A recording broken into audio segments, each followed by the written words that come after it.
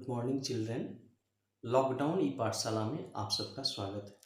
आज हम लोग भिन्नों का गुणन के बारे में सीखेंगे, अर्थात किसी भिन्न को किसी पूर्ण संख्या से कैसे गुणा करेंगे, एक भिन्न को दूसरे भिन्न से कैसे गुणा करेंगे, दो भिन्नों के बीच अगर का चिन्ह रहे तो उसका हल कैसे करेंगे, गुणा का तत्समक अवयव क्या है और भिन्न का व्युत्क्रम क्या होता है, इन सब के बारे में जानेंगे। आइए एक एक करके सबसे पहले हम लोग भिन्न को गुणा कर रहे हैं किसी पूर्ण संख्या से। ठीक है, मान लीजिए कोई भिन्न है 2/7, इसको किसी पूर्ण संख्या से गुणा कर रहे हैं तो कैसे गुणा करेंगे। तो ध्यान दो बच्चों, क्या करना है कि भिन्न के अंश को, अंश कितना है 2 है, अंश को इस पूर्ण संख्या से जिससे गुणा किया जाना है उससे गुणा करेंगे। हर को ज्यों कहते हैं छोड़ देंगे। इस तरह से 2 को 5 से गुणा करेंगे 10 हो जाएगा और नीचे हर को ज्यों कहते हैं लिखेंगे तो 10/7। चूंकि 10 7 से ज्यादा है, इसका उत्तर लिखते वक्त हम लोग 10 को 7 से भाग देंगे, एक बार में लगेगा 3 बचेगा 7, यानी 2/7 गुना 5 का उत्तर हो गया 1.3/7। क्या किए, भिन्न के अंश को इस पूर्ण संख्या से गुणा किए। मान लीजिए किसी पूर्ण संख्या, मान लीजिए कोई पूर्ण संख्या 8 है, 8 है, 8 से गुणा करेंगे किसी भिन्न को। कोई भिन्न मान लीजिए है 2/9, ठीक है, कोई भिन्न है, कैसे गुणा करेंगे। तो जब भी भिन्न को किसी पूर्ण संख्या से या पूर्ण संख्या से किसी भिन्न को गुणा करेंगे तो उस पूर्ण संख्या और भिन्न के अंश को गुणा करते हैं। यानी 8 को गुणा करेंगे 2 से और नीचे जितना है हर उसको ज्यों कहते हैं छोड़ेंगे। तो 8 को 2 से गुणा किए, कितना हो गया 16, और नीचे हर को लिख देंगे 16/9। इस तरह से हो गया, 16 को 9 से भाग देंगे, एक बार रहेगा 7 बच जाएगा, 1.7/9। तो इस तरह से किसी भिन्न को हम लोग पूर्ण संख्या से गुणा कर सकते हैं। अब यदि दो भिन्नों को आपस में गुणा करना पड़े, यानी एक भिन्न को किसी दूसरे भिन्न से गुणा करना पड़े, तो कैसे गुणनफल निकालेंगे। मान लीजिए कोई भिन्न है 2/7, इसको गुणा करना पड़े 5/8 से। ठीक है, तो देखिए बच्चों, जब दो भिन्नों को आपस में हम लोग को गुणा करना रहेगा तो उसके अंश को, एक भिन्न के अंश को दूसरे के अंश से गुणा करेंगे। यानी 2 को गुणा करेंगे, 2 को गुणा करेंगे 5 से और 7 को गुणा करेंगे 8 से। ठीक है, हर को हर से गुणा किए और अंशों के गुणनफल के नीचे हरों का गुणनफल को लिखेंगे। 2 को 5 से गुणा करेंगे कितना हो जाएगा 10 हो जाएगा, और ये कितना हो जाएगा 7 को 8 से गुणा करेंगे 56 हो जाएगा। ठीक, और आप जब उत्तर लिखेंगे तो उत्तर को सरलतम रूप में लिखा जाता है, क्योंकि यह जो भिन्न है सरलतम रूप में नहीं है। ये 2 से पूरा पूरा भाग लग जाएगा, ये 5 बार में लगेगा और ये 28 हो जाएगा, यानी इसको आप लिख सकते हैं 5/28। ठीक, तो इस तरह से दो भिन्नों का गुणनफल हम लोग निकाले। अब कोई दूसरा उदाहरण लेते हैं। मान लीजिए कोई भी भिन्न है 15/7। ठीक है, अब इसको गुणा करना है, मान लीजिए 3/8 से गुणा करना है। तो कैसे गुणा करेंगे, भिन्नों के अंशों को आपस में गुणा करना है। यानी 15 को गुणा करना है 3 से और 7 को गुणा करना है 8 से। ठीक है, 15 को 3 से गुणा किए, 7 को 8 से गुणा करेंगे, यानी अंश को एक साथ गुणा करेंगे, हर को एक साथ गुणा करेंगे। 15 को 3 से गुणा किए, ये 45 हो गया, और 7 को 8 से गुणा करेंगे 56 हो गया। इस तरह से दो भिन्नों को हम लोग आपस में गुणा कर सकते हैं। अब आइए, कभी कभी दो भिन्नों के बीच का चिन्ह रहता है, वैसी स्थिति में हम हल कैसे करेंगे। कभी कभी दो भिन्नों के बीच, मान लीजिए कोई भिन्न है 3/7, ठीक है, का 2/5, इस तरह के प्रश्न रहे, तो ऐसे प्रश्नों को हल हम लोग कैसे करेंगे।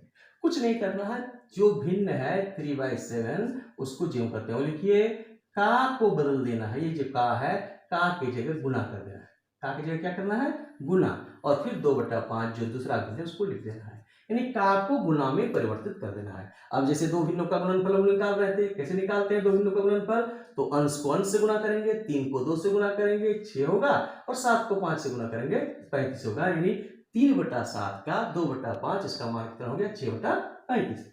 एक दूसरा उदाहरण लेते हैं, मान लीजिए 8/5 है, ठीक है, और 2/9। क्या करेंगे, फिर वही तरीका, दो भिन्नों के बीच में क्या है का चिन्ह है। जब भी दो भिन्नों के बीच का चिन्ह रहे तो का को गुना में परिवर्तित कर देंगे। और दोनों भिन्नों को लिखेंगे, ठीक है, का के जगह की और गुना कर देना है।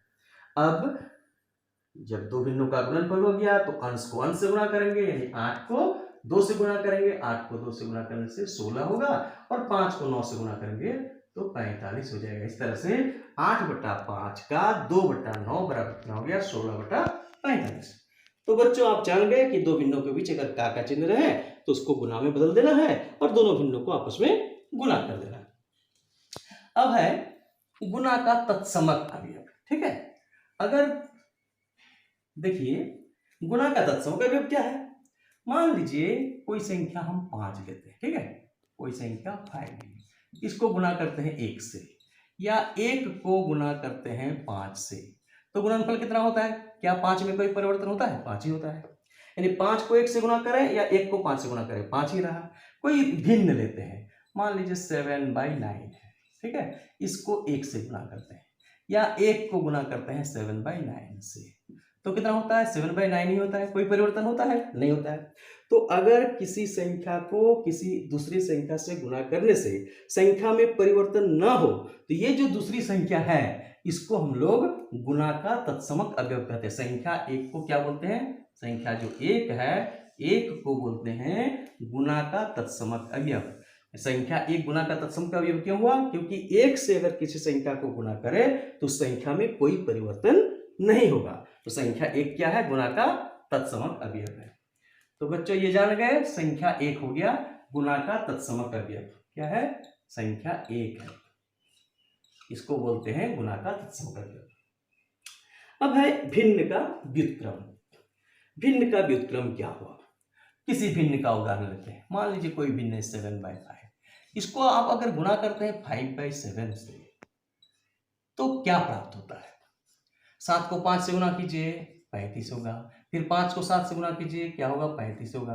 35 को 35 से भाग दीजिए, 1 होगा। या पलट करके अगर 5/7 यानी 5/7 को गुना करते 7/5 से तो गुणनफल क्या होता? फिर 5 को 7 से गुना करते हैं 35, 7 को 5 से गुना करते हैं 35, कितना हुआ? 1 हुआ। तो इस तरह से क्या पाते हैं कि अगर दो संख्या को गुना कर रहे हैं तो गुना का तत्समक अवयव मिल रहा है। यहां भी उसको पलट के गुना किए तो भी गुना का तत्समक अवयव मिला। तो अगर दो संख्याओं का गुणनफल गुना का तत्समक अवयव यानी 1, ठीक है, 1 को गुना का तत्समक अवयव बोलते हैं। अगर दो संख्याओं का गुणनफल गुना का तत्समक अवयव मिले यानी 1 हो तो इन दोनों संख्याओं को एक दूसरे का व्युत्क्रम कहा जाता है। यानी 7/5 का व्युत्क्रम क्या हो गया? 5/7, ठीक है। उसी तरह से 5/7 का व्युत्क्रम क्या हो गया? 7/5। समझ गए आप? क्यों हुआ? क्योंकि 7/5 को 5/7 से या 5/7 को 7/5 से गुना करने से गुणनफल 1 होता है। तो अगर दो संख्याओं का गुणनफल 1 हो तो दोनों संख्याएं एक दूसरे का व्युत्क्रम कहलाती है। 7/5 का व्युत्क्रम 5/7 हुआ और 5/7 का व्युत्क्रम 7/5 हुआ। साथ ही एक चीज और हम लोग देख रहे हैं बच्चों कि जब 7/5 का व्युत्क्रम हुआ तो यहाँ अंश में 7 था, यहाँ हर में हो गया 7, यहाँ हर में 5 था, यहाँ अंश बन गया 5। तो जब किसी भिन्न का व्युत्क्रम हम लोग करते हैं तो अंश और हर का अदला बदली कर देंगे, यानी अंश को हर बना देंगे, हर को अंश बना देंगे, ठीक है। दूसरा उदाहरण भी लेके देख सकते हैं हम लोग।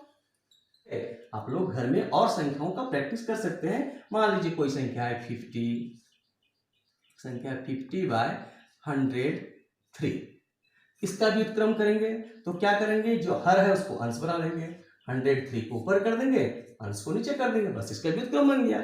या मान लीजिए कोई है 17/165, ठीक है, इसका व्युत्क्रम करना है तो 165 को ऊपर कर देंगे, ठीक है, हर को अंश बना दिया, अंश को हर बना देंगे, इस तरह से व्युत्क्रम निकल जाएगा। बच्चों घर में आप अन्य संख्याओं को लीजिएगा और उनका व्युत्क्रम निकालिएगा। और इस तरह से हम लोग आज किसी भिन्न को पूर्ण संख्या से गुना करना सीखे, एक भिन्न को दूसरे भिन्न से गुना करना सीखे।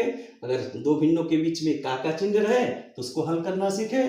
गुना का तत्समक अवयव 1, इसके बारे में जाने कि किसी भी संख्या को अगर 1 से गुना करते हैं तो संख्या में परिवर्तन नहीं होता है, इसलिए संख्या 1 को गुना का तत्समक अवयव यानी मल्टीप्लिकेटिव आइडेंटिटी कहा जाता है। और फिर हम लोग भिन्न का व्युत्क्रम, इसको रेसिप्रोकल ऑफ फ्रैक्शन कहा जाता है। तो किसी भी फ्रैक्शन का रेसिप्रोकल भी हम लोग सीख गए, व्युत्क्रम जान गए। 50/103 का व्युत्क्रम क्या हो गया? 103/50। 17/165 का व्युत्क्रम क्या हो गया? 165/17। अंश को हर में बदल दिया, हर को अंश में। तो आज इतना ही। अन्य दिन भिन्न के बारे में और कुछ सीखेंगे। Thank you.